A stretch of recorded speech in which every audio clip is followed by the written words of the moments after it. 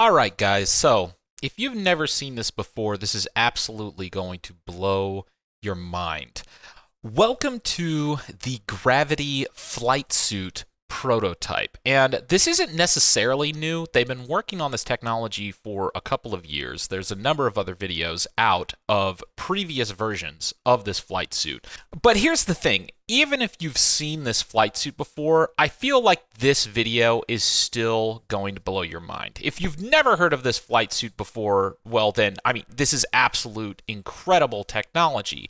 But the thing about this technology is when it was first shown off, a lot of people were like, okay, that's cool, you can fly around like Iron Man, but it's loud, it can't fly that far, it's still pretty difficult to operate. What is the benefit? How could this actually be utilized in a combat scenario? And what this video is showcasing is some of the first trials of practical combat applications. And when I saw this, I was like, oh my gosh, this actually makes so much sense. Why did I never think of utilizing flight suits for this specific purpose? And we're going to kind of go into what that is, but let's talk about the things that people were saying that this flight suit could have been used for that I don't think would have been as applicable as what they're showcasing here. So obviously, you have this really cool, cutting-edge, personal VTOL flight suit, meaning you can take off vertically, you can land vertically, and you can fly anywhere within a short flight radius. Now, if you're going to be utilizing this in a normal combat scenario, it's probably not going to help you that much because you're just going to be a big floating target. But with the added benefit of having a giant backpack of jet fuel strapped to your back. So, best case scenario, you get shot out of the sky and you're just slamming into the ground. Worst case scenario, you do that, but you're on fire the entire time. So obviously, I think when thinking about jetpacks for military use, there's definitely a lot of things to consider if you're using this in a normal combat scenario that's not going to give you as many advantages as you think. But when I saw this tech demo, I started to realize, wow, you know what? Where this actually might make the most sense isn't with ground forces and the Army, but it will actually make a lot more sense for the Navy. And that's what's being showcased here. Not even necessarily for combat, possibly for rescue operations, but even just boarding enemy ships. This could actually be a very useful piece of technology that might be better than any of the other alternatives that we currently have available. And before I go into the cool aspects of how this could actually have really interesting naval applications, I do want to bask in the reality for just a second that we do have a freaking Iron Man jet suit that is being prototyped for military utility. Like that by itself is awesome. The fact that we live in this time where this is a real thing is that's sick. And by the way, if you actually want to buy one of these yourself, they do have a civilian version for a mere $500,000. So if you literally have the budget of a house laying around and you want to burn that money and then possibly die by crashing into a mountainside after you buy this thing, well, you can. But for the specific concept of using this for the military, I think that these trials are the first practical concepts of how this could be utilized. And I'm going to go a little bit more into detail on that. All right, so the technology being showcased here is being utilized for VBSS. If you don't know what that means, it's Visit, Board, Search, and Seizure, which is kind of like a general term for maritime boarding actions, aka if you have a ship at sea and there's another ship that you have to board for whatever reason, well, then you're going to have to utilize some way to get from your main ship to the ship that you're trying to board. And you really only have two, maybe three options when it comes to that, and none of those options are really good. Option number one, you can take a smaller boat like an RHIB or maybe even some other kind of small craft. But the problem is these boats are pretty easy to get shot at, so you're not really protecting yourself that much. And even when you get to the enemy boat or the target boat that you're trying to board, you still have to attach your RHIB to that boat, which, depending on the boat you're trying to board, can be really dangerous. I mean, not only if people are shooting at you, but just attaching a boat to another boat. I mean, you could get run over depending on the weather. I mean, it could be very, very difficult. Option number two is a helicopter. And helicopters also have all sorts of other issues when it comes to naval operations. The first issue is rotor wash. So obviously, when you have a gigantic pair of blades spinning in the air, forcing air downwards, that's a lot of force, especially if you're close to the ground doing a boarding operation. So there are actually a lot of helicopters where if you're trying to board an enemy craft, if that enemy craft is too small, the force of the helicopter rotor wash is straight up going to capsize that boat, which for most boats that you can't actually land a helicopter on is probably going to be a concern. Like if you've got like a little Somali pirate boat out at sea and you take a helicopter over that, you're going to capsize that damn thing if you get too close. Now, option number three is obviously you just jump off your boat and you swim to the target boat. You just swim to the damn thing. But I don't think I really have to go into why that is not an ideal solution. People can't swim faster than boats. So whatever boat you're trying to get to, whatever boat you're trying to swim to, you better hope that its engine isn't working, because if that thing even has like a couple of paddles and oars, it's going to outrun even your most dedicated Olympic swimmer. So that's where the gravity flight suit comes into play. And this is one of the first practical applications for this flight suit that, by God, I actually think makes sense. Again, for your normal combat role, like if you're just a guy that's an infantryman on the ground and you take off in this thing, you're literally just a floating target. You're dead. You're dead. But when you're at sea, compared to literally swimming, or taking a RHIB or even a helicopter, where, a helicopter is basically just a bigger target with even a bigger jet fuel backpack strapped to it, that's not really ideal. There actually might be a lot of applications where a jet suit might be the I don't want to necessarily say safest option, but the least dangerous option compared to a helicopter, compared to an RHAB, compared to literally jumping off the boat and swimming to an enemy craft. And that's why I think I'm really excited now about this technology. I actually could see this being picked up for, I don't know, not even necessarily the Navy, possibly the Coast Guard, or all sorts of other applications for VBSS, visiting, boarding, searching, and seizures, even if it's just jumping onto cartel smuggler ships and arresting people.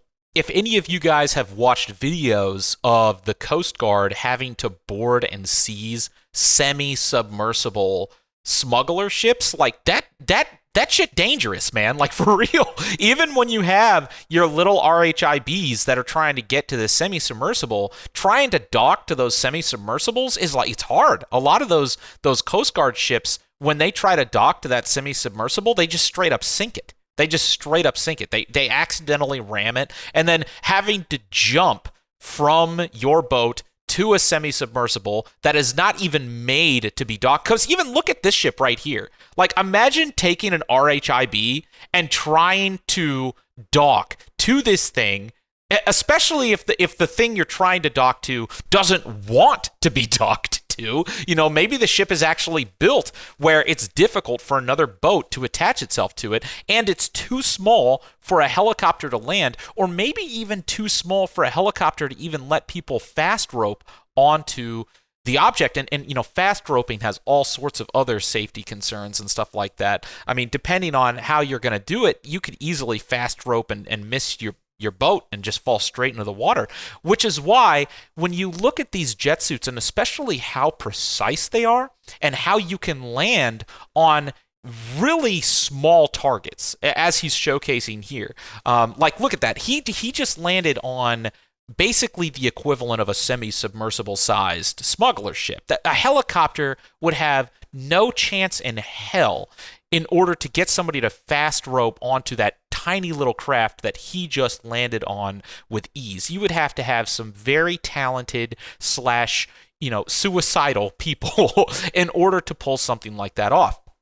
And now you have these jetpacks that can actually be utilized for this. Now, obviously here they're also showing how you could also use these for kind of, I don't want to necessarily say establishing a beachhead, but I guess if you are in one of these jetpacks and for whatever reason you're actually forced into ground combat, the cool thing is, as you can see, he just flew and then he can just ditch that backpack and move out. So maybe not necessarily in terms of like combat. This might not be something where you're going to conduct a beach assault and lay down suppressive fire while you're attacking a position. Like, I don't feel like that's going to work. But in terms of just transporting a couple of infantrymen to a beach, maybe even somewhere that's not particularly accessible. Like, again, you got an RHIB or you have certain types of boats. You have some areas, maybe even like cliffs or rocky areas. I mean, you even look at this beach here. I mean, that's not even a beach. Look at all those rocks and everything. Getting somebody over all of that onto a beach with just a single personal flight suit is now possible. And while, again, helicopters are probably going to fill that role for a lot of situations, looking at this specifically when it's being applied for VBSS really has opened my eyes. And I'm like, wow, this might actually be a technology that has a place in our military, which is super awesome. And one of the last things that I wanted to point out, again, I don't know actually how excited I am about this feature of this flight suit, but this is something that is there. I'll go ahead and I'll pause it. If you look at the flight suit, there is also a piece of it that looks like a kind of gun just on a stick sticking out from the top right-hand shoulder of the flight suit. And that's actually what it is. If you see that little kind of like Glock-looking thing with the blue marker wrapped around the muzzle there on what looks kind of like a selfie stick sticking out of the flight suit, that is actually a gyro-stabilized firearm that is technically able to be operated hands-free while using the flight suit in flight. Again, I don't know how applicable that will be. I think I've seen them showcasing that aspect of this technology in a couple of their other videos. And again, you got a big thing of jet fuel strapped to your back. So I don't think that this is necessarily going to be something that's going to replace your standard infantryman. So, having a gun, even a gyro-stabilized gun strapped to it, I don't see this like replacing a normal infantryman anytime soon.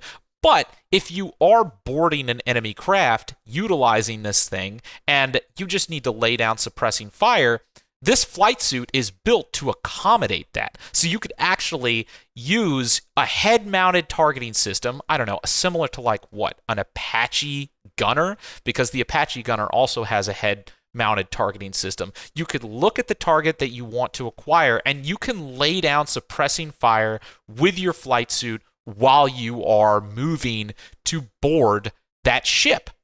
And again, if the mere premise of that doesn't blow your entire mind, then I don't know. I don't even want to know you because this stuff is cool. And now, not only is it cool, because it was cool before, but I feel like this is the first foray of this flight suit actually being practical, where this is a unique situation that, after thinking about it, this suit might be best suited for. Naval operations, boarding operations are complicated and dangerous, and there are only a handful of ways that you can even get from one ship to another. And I would say maybe in a lot more situations than I think a lot of us maybe even realize, this could end up being the best way to move infantry from one vessel to another hostile vessel that doesn't want to be boarded. I mean, again,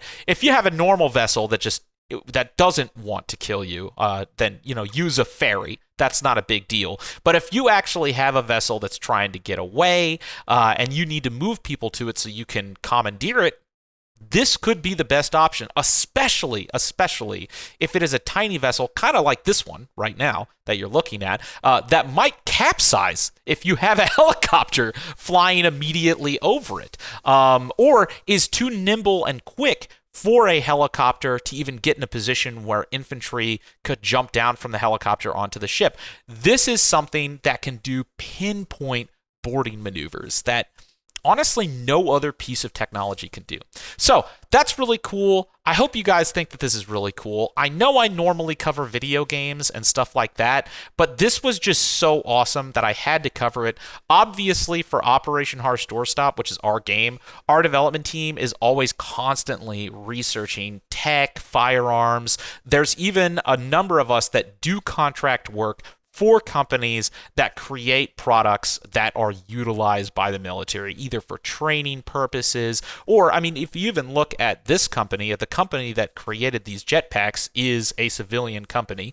Even if they have people who are either veterans or active working in the company, a lot of this tech comes from the civilian market. So luckily, there's a lot of people that work on our game as well that work in similar industries. And when I saw this, I was like, man, I really think that my audience would love to see this. So if you think this is cool, let me know down in the comments. Is this something that you would maybe like to see in a video game?